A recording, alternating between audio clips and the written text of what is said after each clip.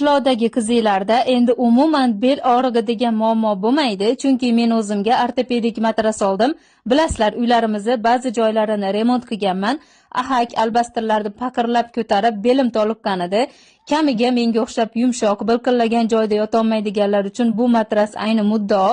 Havo o'tkazadigan, terlatmaydigan va qichitmaydigan HB Jakart matosidan tayyorlangan bo'lib, yillab ishlatsangiz ham cho'kmasligini ta'minlab beradigan 22 pilotli porolon ishlatilgan. Sizni agar bel va bo'g'im og'riqlari tez-tez bezovta qilsa va ko'proq bir joyda o'tiradigan odam bo'lsangiz, deylik tikuvchi yoki shopir, bu matras siz uchun juda ham zarur.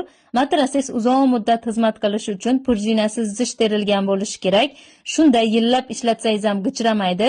Hatto 100 kilo vesdagi odam bo'lsangiz ham ayni shunaqa sifatga javob bera oladigan shax matrasdan o'zingizga ma'qul bo'lgan razmer va balandlikda buyurtma qilsangiz tayyorlab berishadi.